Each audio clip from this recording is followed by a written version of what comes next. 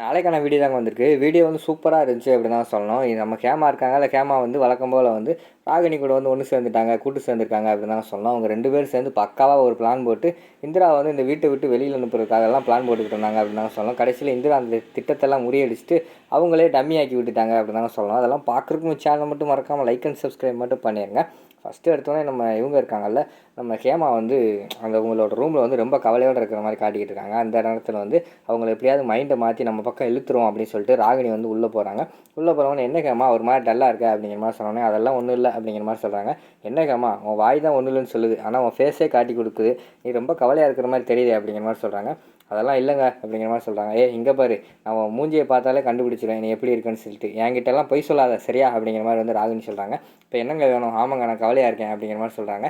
நீ எது கவலையாக இருக்குன்னு எனக்கு தெரியும் அப்படிங்கிற மாதிரி வந்து ராகினி சொல்கிறாங்க. எது கவலையாக இருக்கேன் சொல்லுங்கள் பார்ப்போம் அப்படிங்கிற மாதிரி சொன்னோடனே, இந்த அக்கா வச்ச அந்த போட்டியில் வந்து நீ எவ்வளோ தான் பண்ணாலும் அக்கா உன்னை கண்டுக்கிறல, அந்த இந்திராக்கே ஃபஸ்ட்டு ப்ரைஸ் கொடுக்கா, அதனால தானே நீ இப்படியெல்லாம் பண்ணிக்கிட்டு இருக்க அப்படிங்கிற மாதிரி சொன்னோடனே, ஆமாங்க அதெல்லாம் அதனால் என்னங்க பண்ணுறது அப்படிங்கிற மாதிரி சொல்கிறாங்க. இங்கே பாரு, நான் சொல்கிறதெல்லாம் நீ கேட்டேன்னா கண்டிப்பாக வந்து நீ ஃபஸ்ட்டு ப்ரைஸ் வின் பண்ணுற மாதிரி நான் வந்து உனக்கு ரெடி பண்ணி தரேன் அப்படிங்கிற மாதிரி சொல்கிறாங்க. உடனே கொஞ்ச நேரம் யோசிச்சுக்கிட்டே இருக்காங்க. சரி நீ யோசிச்சுக்கிட்டே இரு, நீ சரிப்பட்டு வர மாட்டே போல், நான் கிளம்புறேன் அப்படின்னு சொல்லிட்டு ராகினி கிளம்ப போகிறாங்க. அந்த நேரத்தில் வந்து ராகினி கூப்பிட்றாங்க. கொஞ்ச நேரம் இருங்க அப்படிங்கிற மாதிரி சொன்னாங்க. ராகினிக்கு வந்து சந்தோஷமாயிருது. ரைட்டு, ஹேமா வந்து நம்ம பக்கம் வந்துட்டா அப்படிங்கிற மாதிரி வந்து அவங்க அந்த இடத்துல யோசிச்சுக்கிட்டு இருக்காங்க.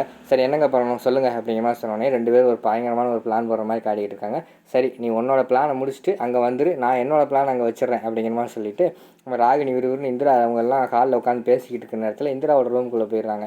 போன உடனேயும் நம்ம இந்திரா வந்து கதிரை ஷூட் பண்ணியிருப்பாங்கல்ல, அந்த ஃபோட்டோலாம் வச்சுருக்காங்க. அதை வச்சுட்டு இன்றைக்கி அக்கா கிட்டே மாட்டினேன், உன்னை சும்மா விட மாட்டேன், கண்டிப்பாக அக்கா கிட்டே மாட்டி விட்டு உன்னை வீட்டை விட்டு வெளியே அனுப்புகிறேன் பாரு அப்படின்னு சொல்லிட்டு, இந்த ஃபோட்டோவை எங்கே வைக்கலாம், பீரோவுக்குள்ளே வைக்கலாமா, அங்கே வச்சா தேட மாட்டாங்க, இங்கே வைப்போமா எங்கே வைப்போம்னு யோசிச்சுக்கிட்டே இருக்காங்க. அவங்க யோசிச்சுக்கிட்டே இருக்கிற நேரத்தில் ஹேமா வந்து டக்குன்னு கதவை திறந்து டம்முன்னு வந்துடுறாங்க. என்ன இப்படி சத்தம் போட்டு வந்துக்கிட்டு இருந்தேன்னா கண்டுபிடிச்சிருவா அப்படின்னு சொல்லிட்டு நம்ம ராகினி வந்து சொல்கிறாங்க. இல்லைங்க ஒரு பதட்டத்தில் வந்துட்டேன் அப்படிங்கிற மாதிரி சொல்கிறாங்க. சரி என்ன பண்ணியிருக்கேன் அப்படிங்கிற மாதிரி சொன்னோன்னே, இந்தாங்க இந்திரா எழுதுகிற மாதிரியே நான் ஹேண்ட் ரைட்டிங் வந்து டைரியில் எழுதியிருக்கேன் அப்படிங்கிற மாதிரி சொல்கிறாங்க. சரி என்ன எழுதியிருக்கேன் அப்படின்னு சொல்லிட்டு ஓப்பன் பண்ணி பார்க்காங்க. அதில் வந்து எழுதியிருக்கு, காவியாக்கா உனக்கு கரெக்டான ஆள் வந்து கதிர் மாமா கிடையாது, கதிர் மாமா இருக்கிற வரைக்கும் வந்து நீ சந்தோஷமாக இருக்க மாட்டே, அதனால் கதிர் மாமாவுக்கு டைவர்ஸ் கொடுக்கணும், இல்லைன்னா கதிர் மாமாவை தீர்த்து கட்டிட்டு உனக்கு ஒரு வேறு ஒரு கல்யாணத்தை பண்ணி வைக்கணும் அப்படிங்கிற மாதிரி வந்து இந்திராவோட ஹேண்ட் ரைட்டிங்லேயே வந்து நம்ம ஹேமா எழுதியிருக்காங்க. சூப்பர் ஹேமா, எப்படி ஹேமா இப்படிலாம் எழுதுனேன் அப்படிங்கிற மாதிரி வந்து நம்ம ராகினி வந்து கேட்குறாங்க. அதெல்லாம் கை வந்த கலங்க விடுங்க அப்படிங்கிற மாதிரி சொல்லிவிட்டு, சரி இந்த டைரிக்குள்ளே இந்த ஃபோட்டோ வச்சுட்டு எங்கே வைக்கலாம் அப்படிங்கிற மாதிரி யோசிச்சுட்டு இருக்காங்க. உடனே ஹேமா வந்து சொல்கிறாங்க, இருங்க அந்த பீரோலுக்குள்ளே வைப்போம் அப்படிங்கிற மாதிரி சொல்கிறாங்க. அதில் சாவி இல்லையே அப்படிங்கிற மாதிரி வந்து ராகினி சொல்கிறாங்க. எனக்கு தெரியுங்க சாவி அப்படின்னு சொல்லிட்டு பீரோலுக்கு மேலே வந்து சாவி எடுத்து கொடுத்து, இதுக்குள்ளே வச்சுருங்க, இந்த லாக்கருக்குள்ளே வைங்க, அப்போ தான் சிக்குவா அப்படிங்கிற மாதிரி சொல்லிட்டு உள்ளே வச்சுட்டு, இங்கிட்டு வெளியில் ராகினி இந்திரா குடும்பத்தோடு பேசிக்கிட்டு இருக்காங்களா, அந்த இடத்துல வந்துட்டு அக்கா உடனே வாக்கா அப்படின்னு சொல்லிட்டு கத்துறாங்க. என்னடி என்ன ஆச்சு அப்படிங்கிற மாதிரி கேட்காங்க. இந்த இந்திராவை நீ நல்லவன் சொல்லிக்கிட்டு இருந்தேல, அவளை வந்து கையும் குளமாக நான் பிடிச்சிட்டேன், உடனே என் கூட வாக்கா அப்படிங்கிற மாதிரி கூப்பிட்றாங்க. ராகினி சும்மாவே இருக்க மாட்டியா, உனக்கு வேறு வேலையே இல்லையா, எப்போ பார்த்தாலும் இந்திராவை பிடிச்சி குறைஞ்சிக்கிட்டே இருக்கே அப்படிங்கிற மாதிரி சொல்கிறாங்க. மாமா என்ன மாமா இந்திராவுக்கு சப்போர்ட்டா, இப்போ பாருங்கள் நடக்கிற விஷயத்தை பார்த்தீங்கன்னா நீங்கள் இந்திராவுக்கு சப்போர்ட் பண்ண மாட்டீங்க, வாங்க மாமா என் கூட அப்படிங்கிற மாதிரி சொல்கிறாங்க. நான் வரமாட்டேன், உன் கூட வந்து டைம் வேஸ்ட் பண்ணுறதுக்கு எனக்கு விரும்பலை, ஜெயா நீ வேணால் போயிட்டு வா, நான் வரமாட்டேன் அப்படிங்கிற மாதிரி சொல்கிறாங்க. அக்கா நீயாவது வாக்கா என்னை நம்புக்கா அப்படிங்கிற மாதிரி வந்து ராகினி சொல்கிறாங்க. சரி என்னடி வாடி போவோம் அப்படின்னு சொல்லிட்டு ஒன்று இந்திராவோட ரூம்குள்ளே போட்டு போகிறாங்க. எதுக்கு இந்த ரூம்குள்ளே வர அப்படின்னு சொன்னோன்னே, இதுக்குள்ளே தான்க்கா விஷயம் இருக்குது வாக்கா அப்படின்னு சொல்லிட்டு அந்த லாக்கர்லாம் திறந்து பார்க்காங்க. உள்ளே பார்த்தா அவங்க ராகினி வச்சது ஒன்றுமே காணோம். என்ன ஷாக் ஆகிடுச்சு, ஐயோ ஒன்றுமே இல்லையே அப்படிங்கிற மாதிரி ஃபீல் பண்ணிக்கிட்டு இருக்காங்க. என்னாச்சு உள்ளே ஒன்றும் இல்லையே அப்படிங்கிற மாதிரி சொல்கிறாங்க. நீங்கள் தானே கூப்பிட்டு வந்தீங்க, நீங்களே பாருங்கள் அப்படிங்கிற மாதிரி வந்து நம்ம இந்திரா வந்து கெத்தாக சொல்கிறாங்க. உடனே நம்ம ராகினி வந்து வளரிடுறாங்க. ஹேமா அங்கே தானே வச்சோம் அப்படிங்கிற மாதிரி சொன்னேன், வச்சோமா அப்படிங்கிற மாதிரி சொல்லிவிட்டு ஹேமா வந்து ஷாக் ஆகிடுறாங்க. உடனே என்னது வச்சிங்க அப்படின்னு எல்லாருமே கேட்காங்க. உடனே ஹேமா வந்து காப்பாற்றி விட்றாங்களாம். இல்லை அவங்க வச்சோன்னு மாற்றி சொல்லிட்டாங்க, இங்கே தான் பார்த்தோன்னு சொல்கிறாங்க அப்படிங்கிற மாதிரி சொல்கிறாங்க. சரி என்ன பார்த்தீங்க எடுங்க அப்படிங்கிற மாதிரி சொன்னோன்னே அங்கே டைரியெல்லாம் குழச்சி பார்க்காங்க, ஒன்றுமே இல்லை. இந்திரா அதை ஆல்ரெடி எடுத்து ஒழிச்சு வச்சிட்டாங்க போல். அதுக்கடுத்து வந்து நான் தான் சொன்னேன்ல ஜெயா பாத்தியா, இவள் ஆல்ரெடி என்னத்தையா போய் சொல்லிக்கிட்டு இருப்பா ஜெயா, இவளை நம்பியெல்லாம் வந்தால் டைம் வேஸ்ட்னு சொன்னல, இவளை நம்பி வந்தால் இங்கெல்லாம் என்ன ஆக போகுது, வாங்க போவோம் அப்படின்னு சொல்லிட்டு உடனே ஜெயா வந்து திட்டுறாங்க. ஏண்டி உன்னை நம்பி வந்ததுக்கு பாரு, குடும்பமே என்னை வந்து தப்பாக நினைக்குது, ஏண்டி இப்படி பண்ணுற, போய் ஏதாவது உருப்படியாக வேலையை பாருடி அப்படின்னு சொல்லிட்டு திட்டிட்டு அந்த இடத்துல வந்து ஜெயா போயிடுறாங்க. உடனே நம்ம ராகினி வந்து இந்திரா வந்து சொல்கிறாங்க, என்னத்த உள்ளே வச்சதை காணுமா அப்படிங்கிற மாதிரி சொல்கிறாங்க. எப்படி நீ வந்து எடுத்த அப்படிங்கிற மாதிரி சொல்கிறாங்க.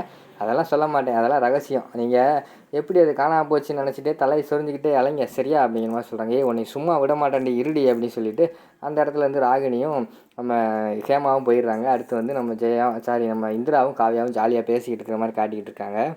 அடுத்த சீனில் வந்து நம்ம இந்திரா வந்து ஒரு ஓரமாக நின்று ஃபீல் பண்ணிக்கிட்டு இருக்க மாதிரி காட்டிக்கிட்டு இருக்காங்க. அப்போ வந்து நம்ம ராமச்சந்திரன் வராங்க. அம்மாடி இந்திரா, ராகினி பண்ணதை நினச்சி கவலையாக இருக்கியாம்மா, அதெல்லாம் ஃப்ரீயாக விடுமா அப்படிங்கிற மாதிரி சொல்கிறாங்க. இல்லை மாமா, அவங்க பண்ணதெல்லாம் நான் ஒன்றும் பெருசாக எடுத்துக்கல, அவங்க ரெகுலராக நமக்கு பண்ணுறது தானே, அதெல்லாம் நான் பெருசாக கண்டுக்கல அப்படிங்கிற மாதிரி சொல்கிறாங்க. அப்புறம் எதுக்குமா என்னையும் வெட்டியும் வர சொன்னேன் சொல்லுமா அப்படிங்கிற மாதிரி சொல்கிறாங்க. இல்லை மாமா, கதிர் மாமாவையும் அக்காவையும் சேர்ந்து வாழ வைக்கணும்னா நம்ம கதிர் மாமாக்காக ஏதாவது ஸ்பெஷலாக செஞ்சோம்னா அவர் நமக்காகவும் எல்லாம் செய்கிறாங்க அப்படின்னு சொல்லிட்டு அவர் வந்து கொஞ்சம் திருந்துறதுக்கு வாய்ப்பு இருக்குது, அதனால தான் அப்படி பண்ணுவோமான்னு கேட்டேன் அப்படிங்கிற மாதிரி சொல்கிறாங்க. என்ன பண்ணுவோம் அப்படிங்கிற மாதிரி கேட்டோடனே, நாளைக்கு வந்து கதிர் மாமாவுக்கு வந்து பர்த்டே வருது, நம்ம செலிப்ரேட் பண்ண போகிறோம் அப்படிங்கிற மாதிரி சொல்கிறாங்க. அந்த நேரத்தில் வந்து ராகினி வந்து ஒட்டு கேட்க ஆரம்பிச்சிடுறாங்க. என்னது, கதிரை முழுசாக அவங்க பக்கம் இழுக்க போகிறீங்களா, நான் விட மாட்டேன் அப்படிங்கிற மாதிரி சொல்லிட்டு இருக்காங்க. சரிம்மா, நம்மளும் அவனுக்காக ஏதாவது ஏற்பாடு பண்ணி ஸ்பெஷலாக பண்ணுவோமா அப்படிங்கிற மாதிரி சொல்கிறாங்க. உடனே வெற்றி சொல்கிறாங்க, இந்திரா, உனக்கு அவன் மாமாவாக இருந்தாலும் எனக்கு அவன் தம்பி, அதனால் வந்து நாங்களும் அவனுக்கான முயற்சி செய்கிறோம் அப்படிங்கிற மாதிரி சொல்லிவிட்டு எல்லாருமே வந்து கதிருக்கு வந்து நாளைக்கு பிறந்தநாள் கொண்டாடுறதுக்காக பயங்கரமாக பிளான் போட்டுக்கிட்டு இருக்காங்க. அது செய்வோம் இது செய்வோம்னு சொல்லிட்டு இந்த பக்கம் நின்று ராகினி நின்றுக்கிட்டு, நீங்கள் பிறந்தநாள் எப்படி கொண்டாடுறீங்க நானும் பார்த்துக்கிட்டு இருக்கேன், பிறந்தநாளே கொண்டாட விட மாட்டேன் பாருங்கள் அப்படின்னு சொல்லிட்டு ராகினி மனசுக்குள்ளே யோசிச்சுக்கிட்டு இருக்கிற மாதிரி காட்டிக்கிட்டு இருக்காங்க. அதோட பார்த்தீங்கன்னா இந்த எபிசோட வந்து முடிச்சிடுறாங்க.